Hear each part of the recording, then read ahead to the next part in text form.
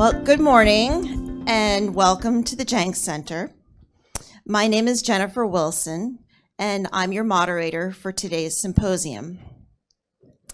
For over a decade, the Jenks Center has hosted this event where our community comes together to address and understand an issue that is not only relevant to older adults, but also of emerging import in our world.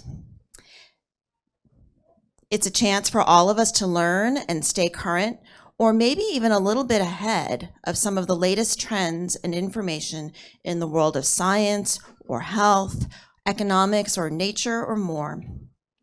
By show of hands, how many of you attended last year's event on artificial intelligence? And how about the prior years on superagers? Great.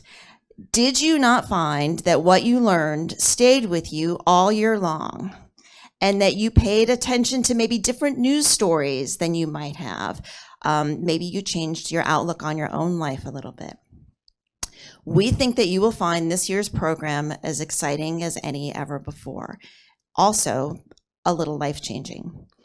Our topic today, as you know, is living longer and planning for a rapidly changing future. As the segment of our population known as older adults grows, longevity has certainly become a hot topic.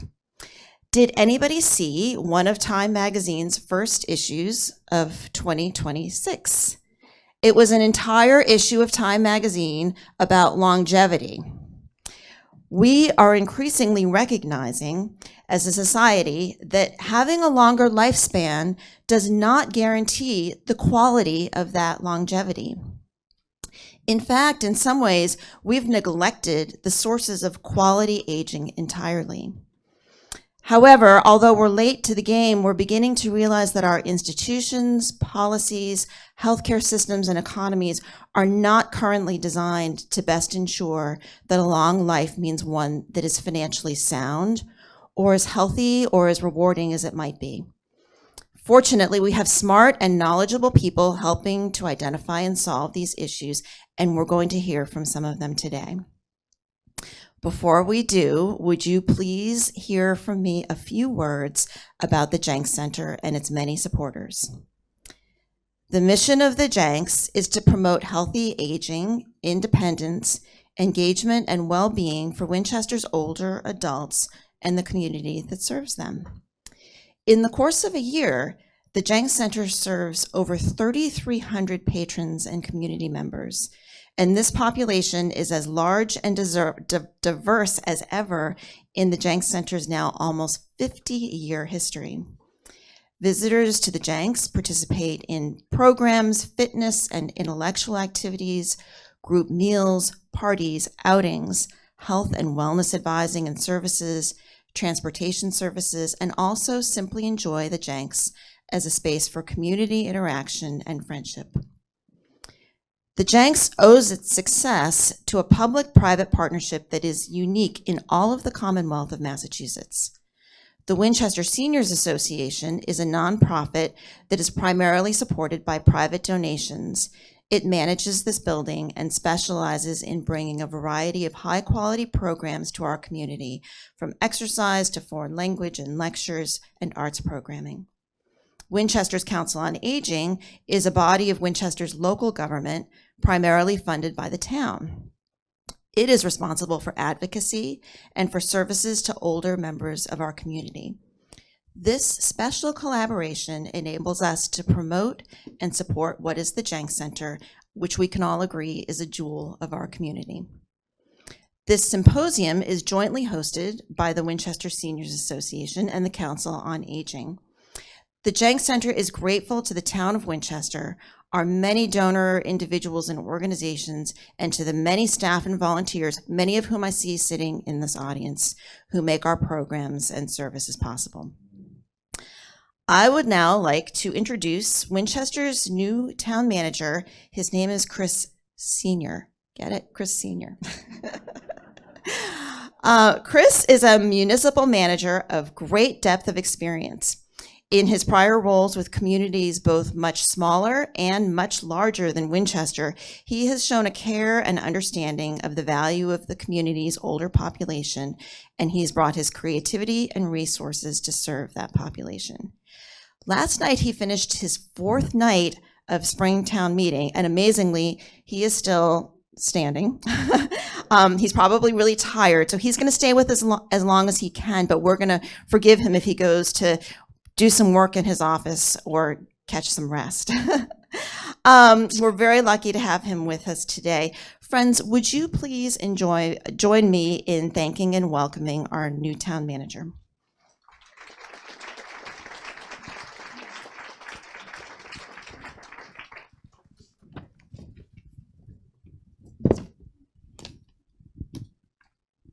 Good morning, everyone.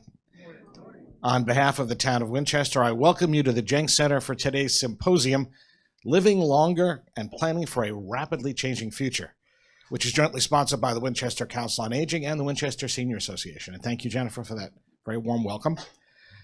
Living longer, more active lives is what the mission of the Jenks Center really is all about. During one of my introductory meetings here at the center, one resident described Winchester as a college campus for retired professors. And of course, lots of other lifelong learners.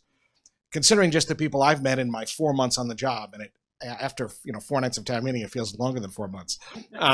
There are certainly a lot of very accomplished people here in Winchester, and they are very much interested in living very active lives.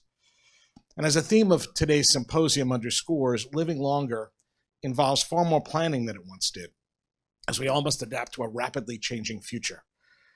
I once looked back and thought of my great-grandmother's generation, which saw America go from the days of the horse and buggy to literally landing on the moon, and thought they had seen dramatic change. But today, with breakthroughs in clean energy and medicine and information technology, especially AI, which we hear about constantly these days, things are moving faster than ever. I want to thank all of you again for coming to hear this distinguished panel of speakers. I had a nice chat with Dr. Wettstein earlier, and I'm looking forward to hearing more. And for the opportunity for all of us today to mingle with the sponsors and hear about their services, to exchange thoughts on today's topics.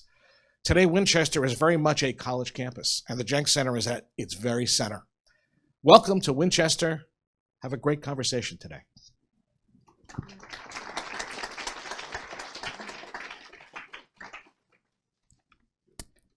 Thank you so much, Chris. As I mentioned, we have a packed schedule of incredible information here today. We're grateful for our speakers for sharing their time and their noteworthy expertise with us. So to make the most of it all, I'm going to do my best to keep our tight schedule on track. Would you please help me by returning promptly from our breaks, avoiding conversation during presentations, and I know you're going to have fabulous questions. Please do your best to keep them concise and share the floor so that as many of us as possible can pick the brains of the brilliant people who are here today. If you need to stand up and stretch, please do that quietly, and we've built in some break time, some snack time, some time to catch up with the quality companies who are sponsoring us here today. I encourage you to check them out. Some of them have swag, some of them have snacks. Thanks to all of them, and thank you all for your attention and for being here today. We should feel so pleased and so proud at the quality of individuals that we've been able to attract here at the Jenks. So as my son would say, let's go. Our first speaker, Dr. Gal Wettstein, joins us from the Center for Retirement Research at Boston College, where he is an Associate Director of Health and Insurance. His research focuses on the labor market for older workers and important aspects of retirement, such as insurance coverage, which of course includes what happens when there is not insurance coverage, as well as retirement decisions and savings. If you enjoy his talk today, which I know you will, I would encourage you to do a Google search, and you can find more videos of him speaking on interesting, important topics, ranging from things like racial wealth gaps in inheritance to the difference between long-term care and health care. It is really thrilling that Dr. Wettstein, who speaks to the American Economic Association, the National Bureau of Economic Research, the Department of the Treasury, and more, is here to share his experience with us today at Winchester's Jenks Center.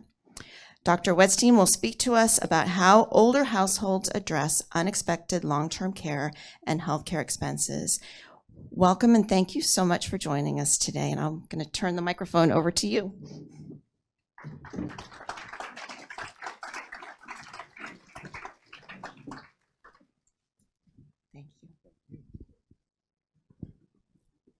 Thank you so much for that great introduction.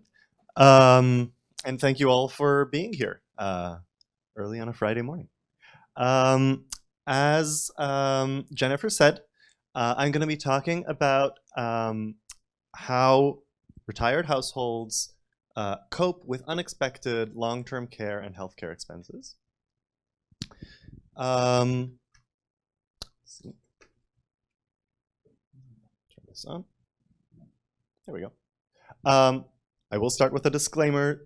So this research was supported by the Jackson National Life Insurance Company, but they don't, all the responsibility for any mistakes or errors are our own, and we don't represent the views of Jackson National or of Boston College. Everything is our own views, and we take full responsibility.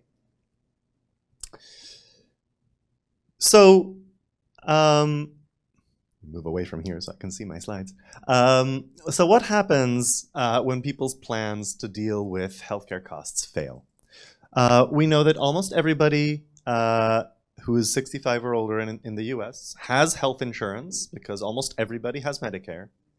Most people have some kind of plan for how they think they will deal with long-term care, whether it's insurance or not. But the fact is that insurance coverage usually almost always includes some kind of cost sharing, some kind of out-of-pocket expense that is part of the insurance contract. And that leaves people somewhat exposed to the risk that they're supposedly insured against.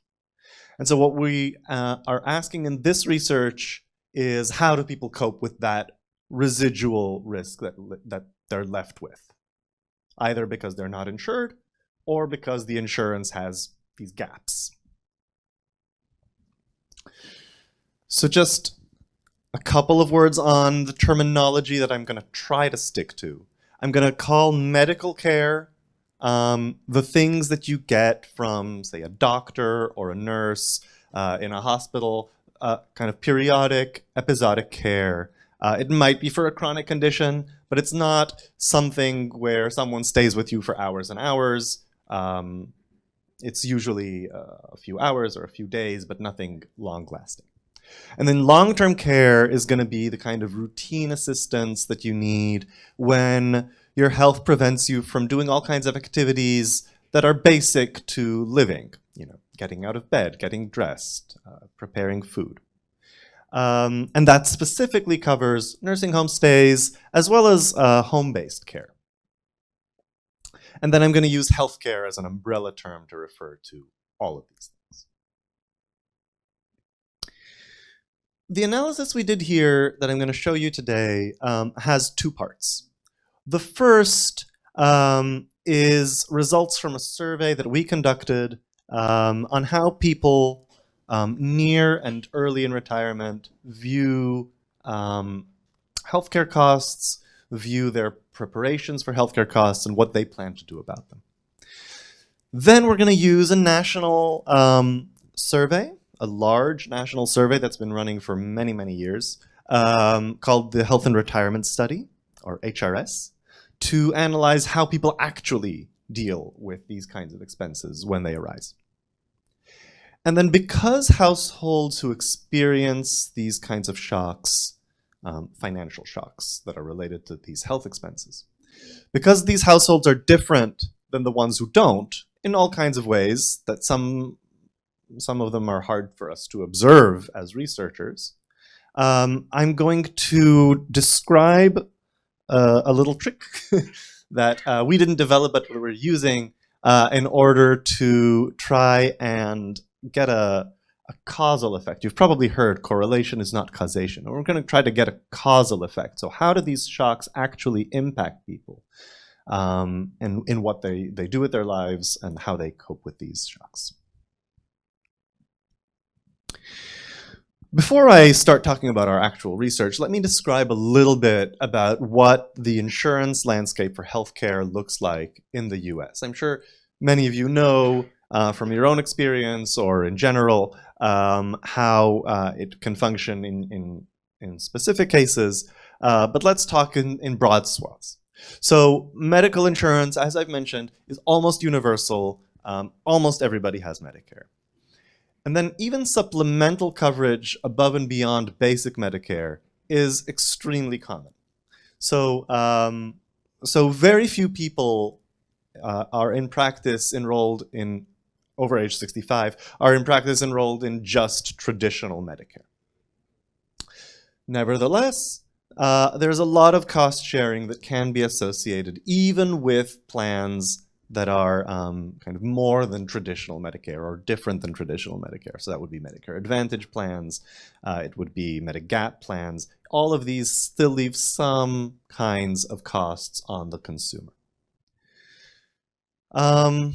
This is particularly true before 2006, although the situation remains somewhat. But before 2006, Medicare didn't cover prescription drugs.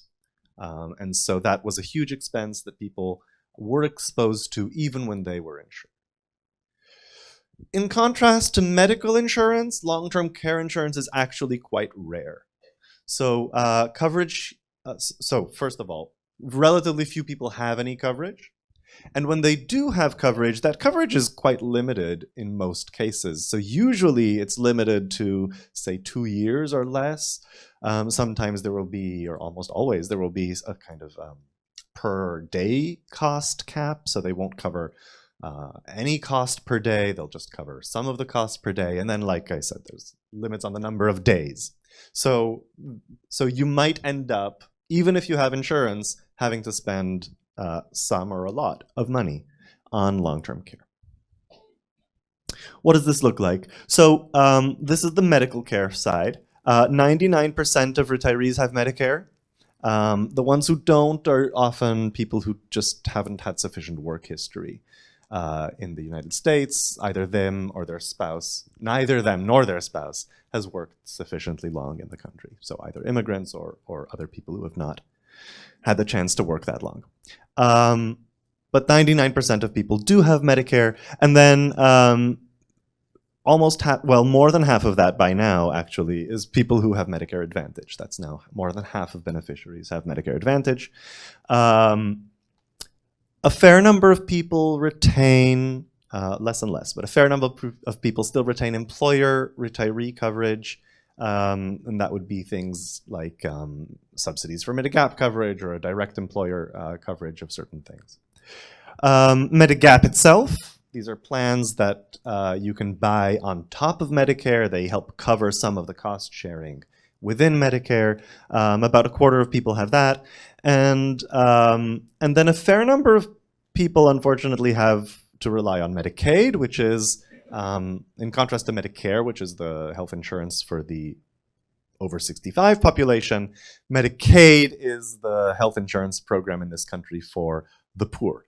And so that is kind of the quintessential safety net, and we'll see more about that, a lot more about that later on. And then finally, only about 5% of people are just in traditional Medicare. So the reason I stress that traditional Medicare part is that out-of-pocket costs in traditional Medicare aren't capped. In theory, if you have many hospital night stays in a year, if you have many doctor visits, there's nothing preventing that cost sharing, that out-of-pocket cost, to just keep going up and up. There's no hard cap on it in traditional Medicare. And then, as I mentioned before, Part D in 2006, there was no prescription drug coverage. And even more recently, there's been a donut hole. So a range of coverage of drugs spending where insurance was either not existent or minimal. Other than prescription drugs, the gaps that still exist are things like dental care, vision care. If you have extended post-acute care, so this is if you've gone to the hospital for some acute issue, a broken hip or a heart attack or any one of these misfortunes, you might need rehabilitation afterwards. If you need a lot of it, Medicare won't cover all of it. They'll cover some, but not infinite amounts. And then there's out-of-network care. So if you're in a Medicare Advantage plan, for example, you'll have a specific network, a specific set of providers, hospitals and doctors that are covered in your plan, and then some that aren't covered by your plan. And so if you end up going to one of those for whatever reason, you might have to pay quite a bit out of pocket. And then finally, even when things are covered, there are copays, there's coinsurance, there's deductibles. So you have some spending out of pocket. And this is by design. This is not a mistake. The insurer, in this case Medicare or a Medicare Advantage plan, they want to make sure that people aren't frivolously using healthcare as though anyone would hang out at a doctor's office for fun. They want to make sure that's not happening. You're not staying at a hospital as a resort. So you need to pay something out of pocket to make sure that you're thinking about the healthcare that you consume. All right. So in contrast to traditional Medicare, the Medicare Advantage plans, they do have this out-of-pocket cap in a given year. In 2024, I should update this. Per a household, it can't exceed about $20,000, and that's a little bit higher now. That's still quite a bit of money, of course, as you might see. $20,000 is not nothing, and that's per a year for a two-person house. The long-term care situation, as I've mentioned, is quite a bit more severe. So 80% of 65-year-olds we've estimated will need some kind of long-term care throughout the rest of their lives. So that's 4 out of 5 people will need something. A quarter of them will need intensive care for more than 2 years. That's the kind of care that we think of as either requiring professional care often, or at least is enough to trigger a long-term care insurance policy. So usually if you have a long-term care insurance policy, they won't cover anything, but if you do need help with more than 2 of these activities of daily living, that's, say, getting dressed and getting out of bed or something like that, you need to have at least 2 of those, and it needs to be a long-lasting limitation. Then they'll cover you. And that's the situation that is faced by about a quarter of people who reach the age of 65.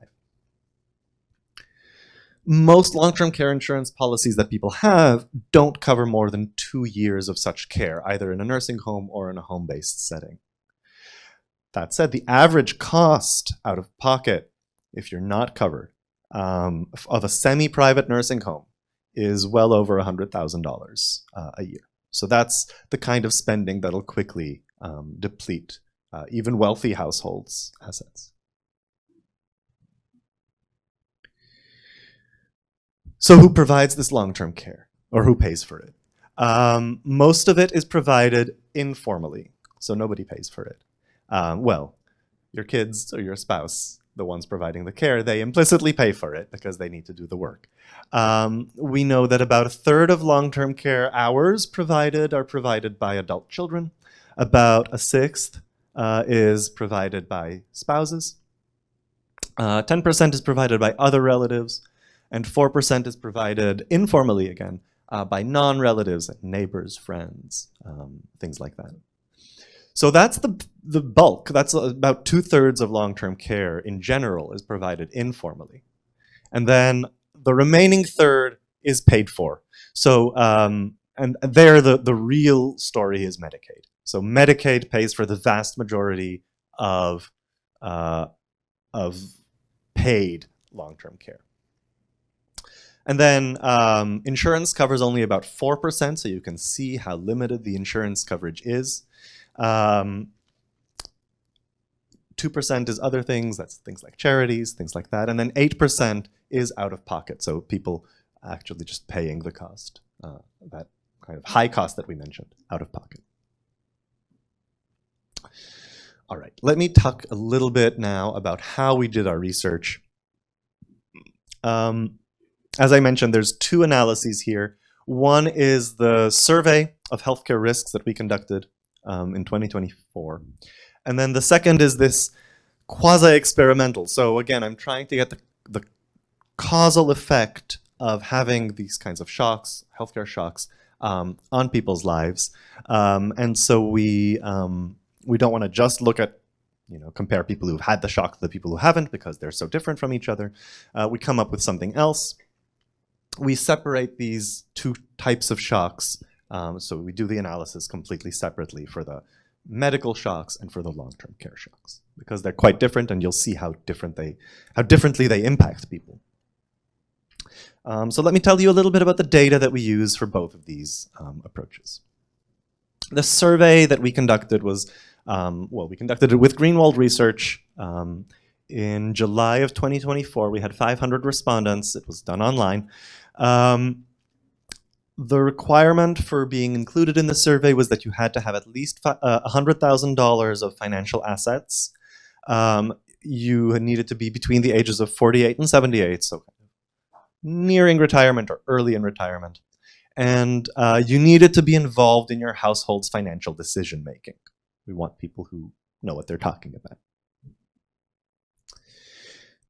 The large national survey that informs the second part of the analysis, that's the health and retirement study. It's a survey, it's biannual, so it's not twice a year, it's once every 2 years.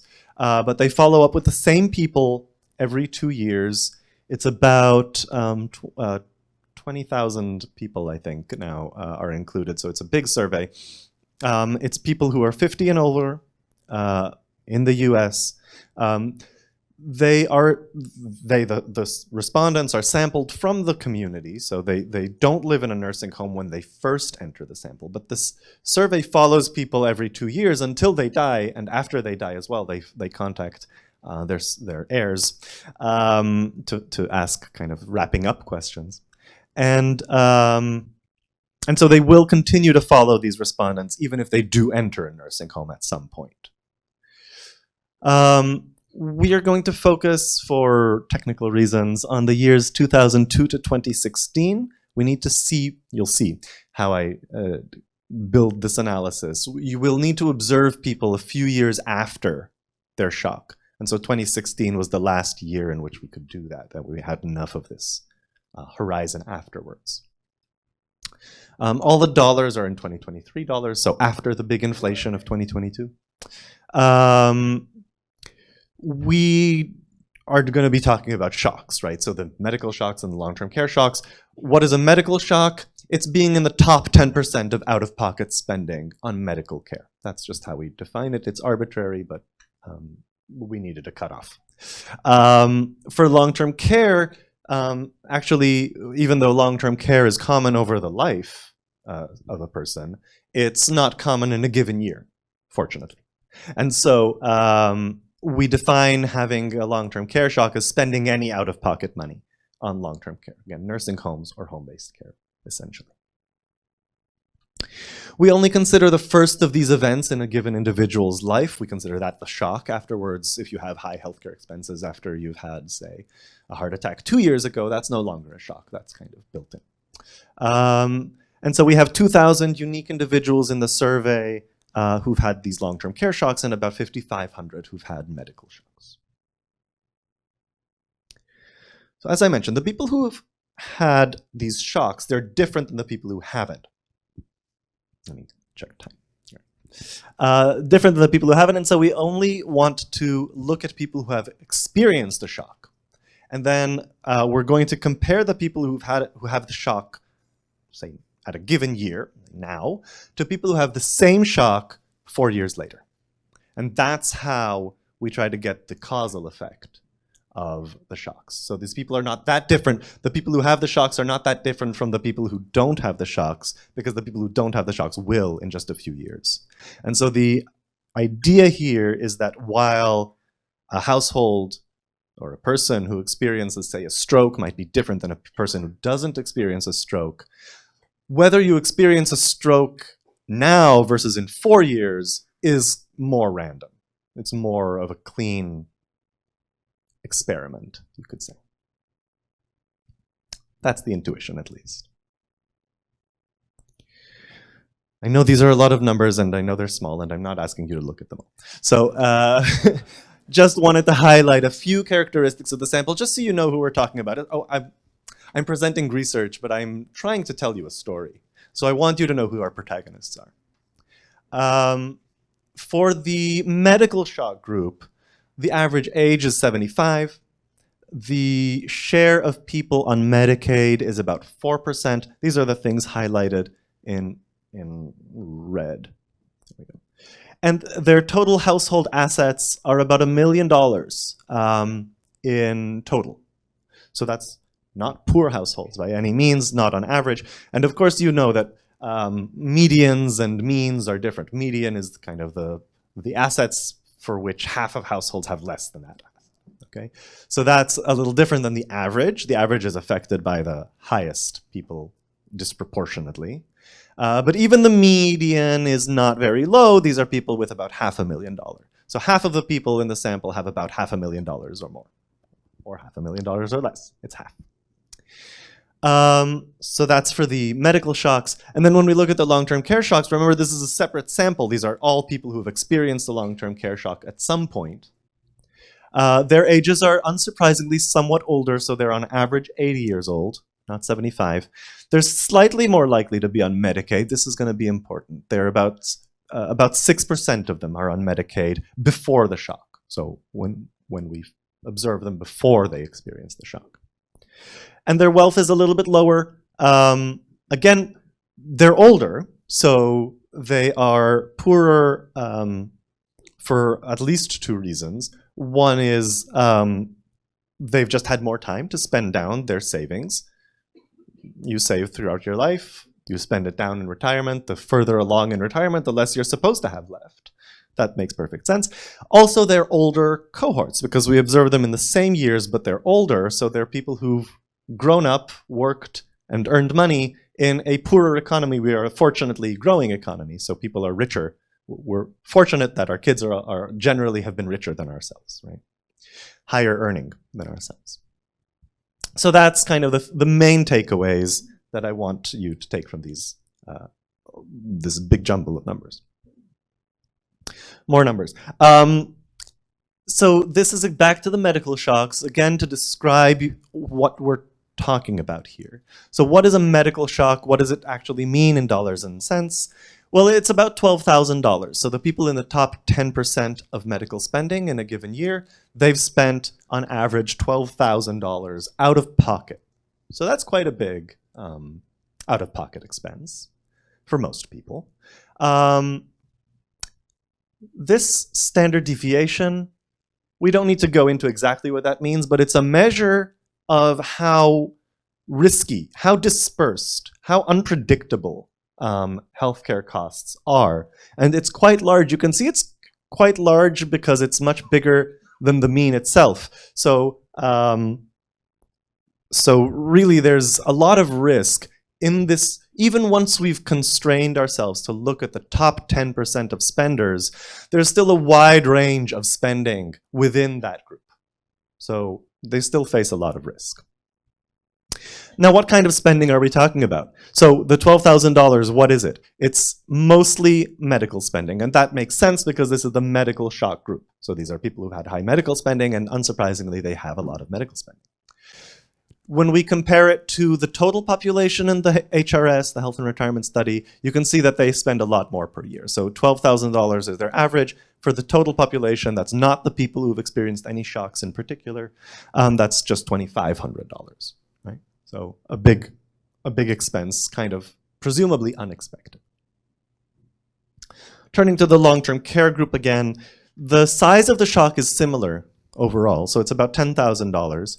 But where it is a little bit surprising, maybe unintuitive, it was surprising to me at least, most of that spending is actually still on medical care. Even though this is the long-term care group, most of the healthcare spending is actually medical care. And that really just goes to show how these long-term care events are healthcare events. They're linked to a health condition. and you spend on the doctors and the hospitals and drugs and whatever you need to treat that condition. So what conditions?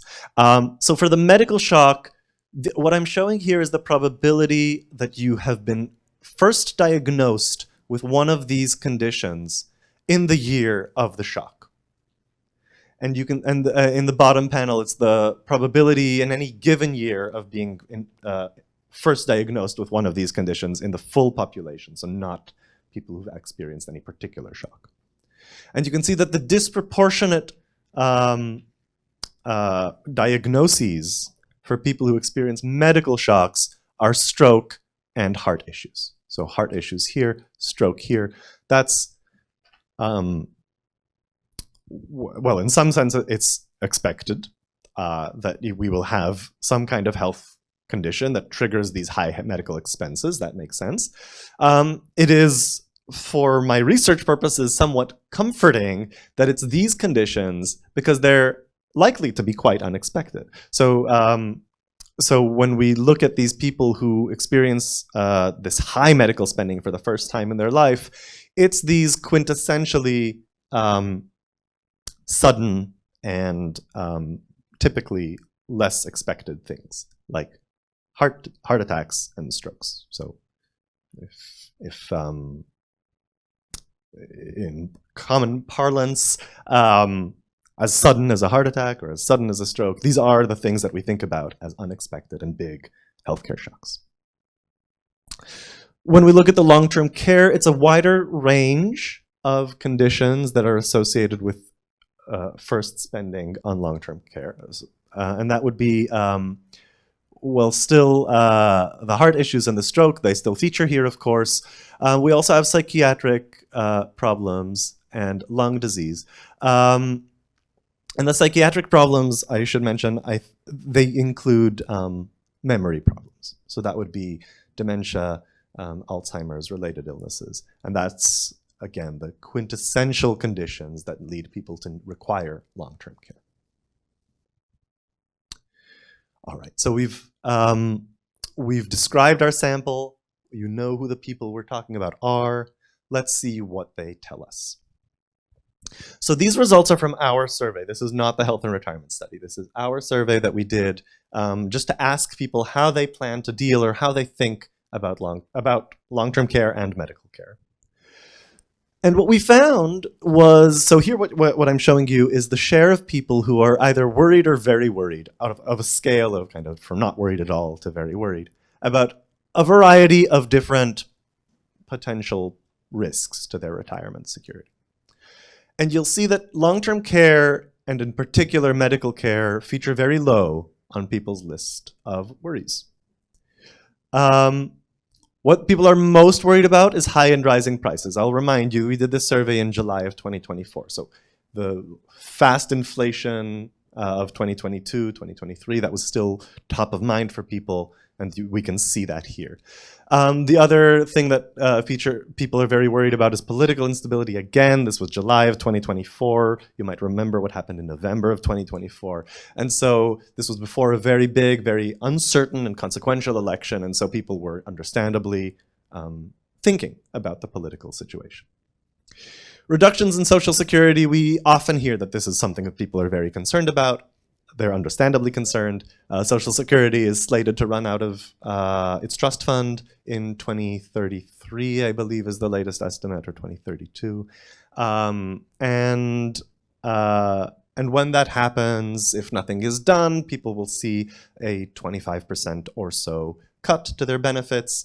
That's something people are worried about. Again, it's totally understandable. Then we see people are worried about stock market decline, about 34%, about a third of people are worried about that.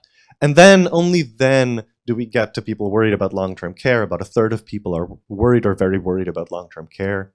And then the very last thing people are worried about is the medical expenses. Only a quarter of people are worried or very worried about covering medical expenses. And let's see if that is reasonable or not. The other thing we asked people was how they were going to pay for medical care or long-term care. 61% of people in our survey told us that they planned to spend down to Medicaid coverage if they needed long-term care. What does that mean? So Medicaid is, like I said, it's the medical insurance, it's the health and long-term care insurance program for the poor in the US. And to qualify, you kind of need to be poor. There are asset tests.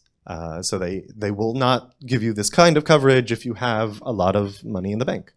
There are certain things that are excluded.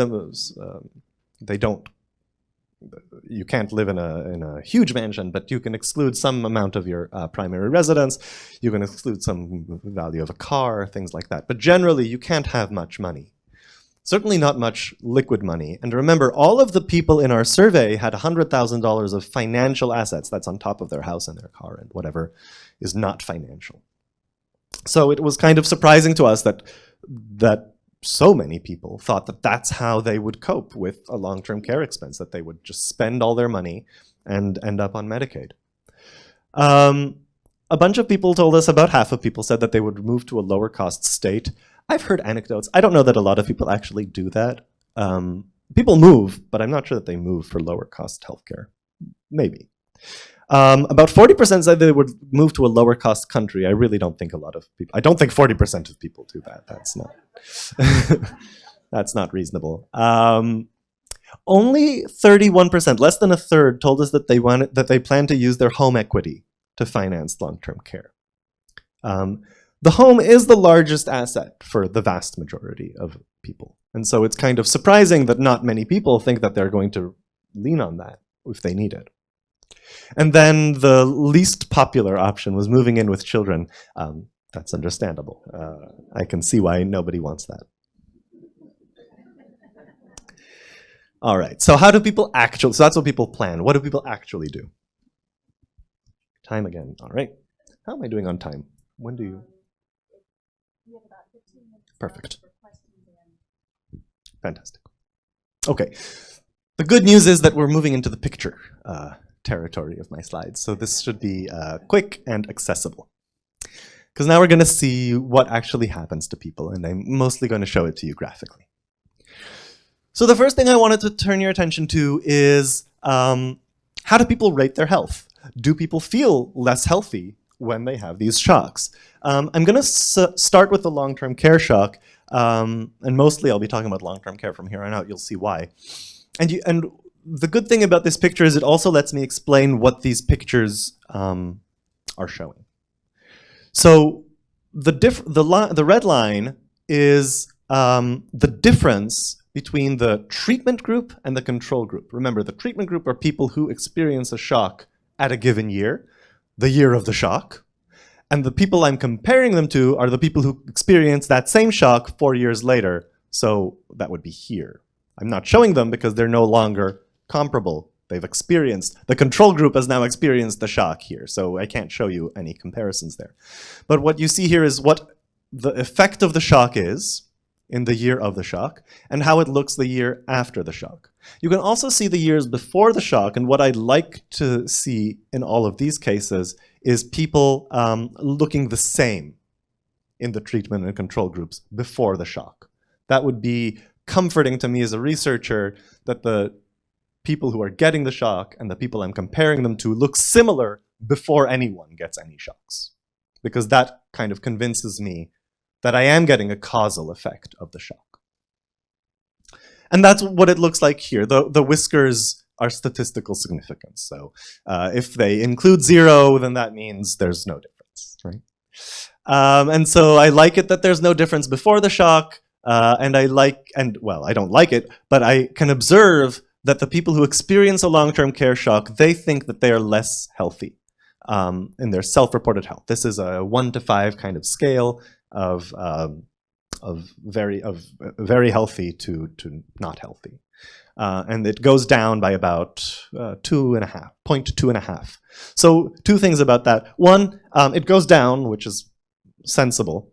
Actually, 3 things about that. The second thing is it doesn't go down by that much. I mean, I would have expected that a person who first experiences a long-term care shock, they need someone to help them get dressed or take a shower, that they would reduce their self-reported health by more than 0.25 out of 5.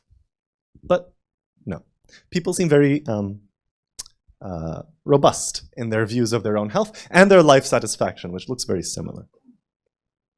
And then the third thing is that it rebounds quite a bit to no longer being statistically different after 2 years. So this recalls a study that was done a couple of decades ago by a few psychologists, actually. They looked at people who won the lottery, and they looked at them before and after. And of course, they were happier than before once they won the lottery. But not for long. So within a year, they were just as happy as they were before they won the lottery. And they also found a similar thing for people who were in terrible accidents and got paralyzed. And I think that really shows how resilient people's life satisfaction, health satisfaction is to whatever objective reality they're going through. But all that said, we see a little bit of an effect, and we see that people bounce back in terms of their feeling about it. This is for a medical shock, not the long-term care shock, and you see it looks again very different. There's a decline, even smaller than the long-term care shock, which makes sense, and then a rebound, and no difference before. So that's kind of what these pictures tell you, and now we're going to look at other outcomes, not just self-reported health. The first thing I want to point out is Medicaid. So I said I would talk about Medicaid again, and here we are. This is for people who experience the long-term care shock. Do they use Medicaid more? Well, yes, absolutely. So in the year of the shock, the share of people on Medicaid doubles versus the share that we had before, which was 6%. It goes up by an extra 6% in the year of the shock. So 100% increase, 6 percentage points. And then it doesn't go back down, unlike the health satisfaction. It keeps on going up. 2 years after the shock, even more people are on Medicaid. This probably reflects people needing time to actually spend down their money to become eligible for Medicaid. And the hurdles, the administration that needs to be done, the forms that need to be filled, the social workers that need to be talked to. It's very complicated, right? So it takes time. And so by the 2-year mark after a shock, we see a 150% increase in Medicaid enrollment among people who have a long-term care shock. So that's pretty huge. It's 15%. It's not 60% like the people told us in the survey. But it is a lot, not as much as people thought. Moving on to assets. So we see a decline in assets in the year of the shock, about a $70,000 decline. That's here, right? You can see that about 70,000 here. And it doesn't really get any better 2 years later, which is probably reasonable. How would it get better? What's interesting here is that the decline in assets is a lot larger than the actual value of the long-term care expense, which was about $10,000, I'll remind you. So they've lost $70,000, even though the actual healthcare cost was just $10,000. That could be a couple of things. It can be people, say, spending money on making their home more appropriate. Say they need to put in a ramp or an elevator or handrails. That costs money. The other thing it could be is people striving to get onto Medicaid. And so some of them will be giving money to their kids or to their favorite charity or whatever it is in order to qualify for Medicaid. But in any event, they end up losing a lot more money than just the healthcare shock itself. Where is that money coming from? So only a third of people told us that they would draw down the value of their house, remember, in order to pay for long-term care. But we see that on average, people actually do pay for it with their house. So this is the value of the primary residence, and you can see that it goes down by about $30,000, $25,000 in the year of the shock. So there is some literature that exists saying that people rarely spend down their house in retirement, but the only situations where they do is when one of the household members moves to a nursing home, and that is what we find here as well. It is not consistent so much with what people said that they would do, but it is what people actually do. Finally, we find that people reduce their bequest expectations. So the HRS asks people, with what probability do you think you will leave your heirs $100,000 or more? And that probability goes down in the year that people experience a shock. Quite a bit, about 10%. What we don't find is people moving in with their children. That's a dog that didn't bark here. So that's good news. Good news for everybody. Everybody's happy. So we don't find that. And then, so that was all on the long-term care shocks. On the medical shocks, actually, we find almost nothing. So almost no responses of people to their medical shocks. The only thing we find is a slight decline in expected bequests. And so our takeaway from that is that medical shocks really are much better insured than long-term care shocks. People do have Medicare. They do have supplemental coverage on top of their Medicare. What they don't have is long-term care insurance. One of the remaining questions is kind of why the long-term care responses are so different than the medical shocks, even though the actual dollar value is similar, about $10,000 in each case. Part of that might be that if you are experiencing a long-term care shock, that means you spent money out of pocket on long-term care. That probably means if you had any insurance, it's gone now. Because remember, these insurance policies are usually limited to 2 years, 3 years. And so you're no longer insured, and so you need to be kind of more careful. The other thing is that long-term care shocks, as you might expect from the name, tend to be longer lasting. So if you've got a long-term care shock now, you're likely to need more long-term care in the future, unlike medical care, which is a little bit more transitory. A heart attack now doesn't mean you're going to have another heart attack in the future.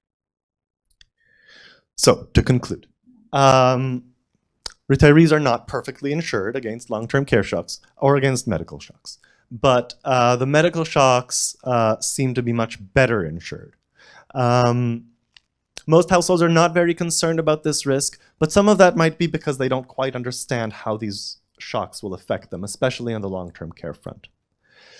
Households typically plan to rely on Medicaid and typically don't plan to draw down their housing wealth, but that's not what we see. So the sanguine views of medical shocks seem maybe justified. The long-term care shocks, not as well insured. People do enroll in Medicaid a lot more, although not as much as they say they will. They do draw down home equity, unlike what they say, and they do reduce bequest expectations. And what the results really emphasize, I think, is the importance of Medicaid in ensuring, in being the safety net for people who need long-term care, which, again, there's no real other insurance going on. That's it. Thank you so much. Kind of makes us all stop and think, what is our plan and how does it compare to those percentages? Would you mind taking just a couple of questions? So we're being recorded by WinCam so that other people can watch this, which is great. So if you have a question, you can raise your hand and Scott is going to bring the microphone to you.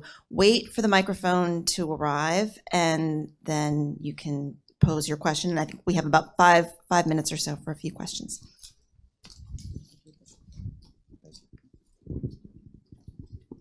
Thank you, and great presentation.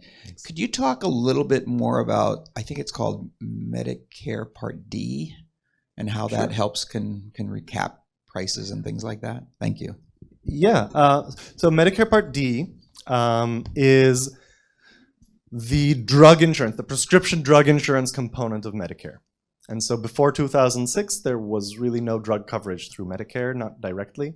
Medicaid paid for it, and some Medigap plans paid for it, but most seniors weren't insured for their pharmaceutical spending. Then in 2003, they passed a law that went into effect in 2006 that included this Part D. And so how that works is you can now get coverage for drug spending in a variety of ways that are related to Medicare. So one of them is directly from a Part D provider. So you'd buy a separate plan. You might have experienced this. You'd buy a separate Part D plan on top of your Medicare from some private insurer. There's like a website where you can go and select a plan. That's one way. A second way is to get a Medicare Advantage plan that will now be allowed to cover drugs. Not all of them do, but most of them do. You should check if you're on a Medicare Advantage. If your Medicare Advantage plan doesn't cover drugs, then you need to find some other Part D plan. You can get it from retiree coverage if your past employer offers it. And Medicaid still does cover prescription drugs. So that's the answer, I guess. If there's anything else I can tell you afterwards. Thank you. We all have the same problem when we approach 65 of what to do. And the long-term care costs don't compute because you'd end up spending more for it than you would ever get back for it. The problem comes with the Medicare plans. They are numerous, advertised, and yet we all have exactly the same need. And no one will ever tell you which one is the best or not the best. I'm a physician, so I simply asked my well-educated patients which they use and went with that, which is the AARP. But I still don't understand how one chooses a Medicare program. That's a great question. I've tried to help my mother-in-law many times every year choose her plan again and again. And there's I think two things. One is there's no necessarily right answer for everybody. People have different needs. You need to find a plan. So if you're talking about Medicare Advantage, for example, you need to find one that the provider network includes your doctors, includes the hospitals that you want to go to, includes the drugs that you need to use. And that might be different for different people, of course. In terms of traditional Medicare, the advantage there is that you don't need to worry about the network. Everyone is covered. The disadvantage is, like I said, the costs aren't capped. Certain things aren't covered. And so you need to worry about those. If you, for example, have, as my mother-in-law does, have hearing issues, you need to worry that traditional Medicare doesn't really cover hearing care. You might want to look for a Medicare Advantage plan that does. It's always limited. It's never covering as much as it needs to. This is definitely a problem. But anyway, there's no right answer for everybody, which is, I guess, why they won't tell you what is the right one for everybody. There are things that are probably not good for you.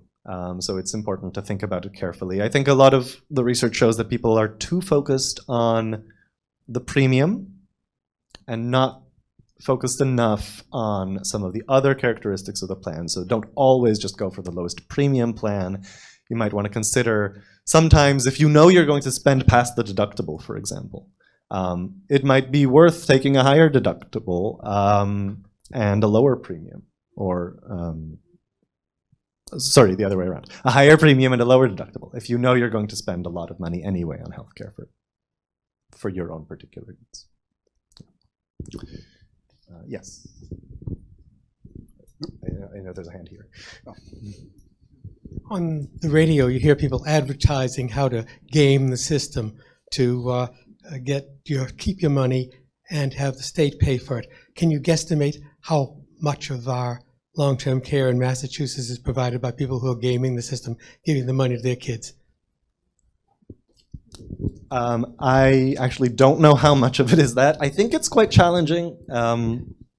It requires a lot of planning because Medicaid has a look-back period. So if you just give your money to your kids now, that won't count. They'll look back, I think, 5 years. Yeah. So you need to do it well in advance. If you're thinking that far ahead, if you're not, but some people might be, then maybe they can game the system. But it requires quite a bit of planning. I'm not saying it's impossible, but I don't know how common it is. Yeah.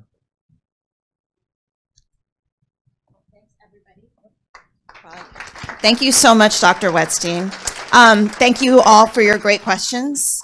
And I'm going to give another thank you before I introduce our next speaker. Nick Asaro is in the house. I would like to thank the fabulous facilities team at the Jenks Center, led by Nick Asaro, Scott Drown, Jeff Whalen. The building looks great. The sound is awesome. And so, yep, and we have WinCam here. It is Maeve Rondo. Really exciting that we have WinCam covering us this year. So thanks to the facility staff today, but also for every day, because the Jenks always looks so clean and welcoming, and it's a really hard job. So thank you.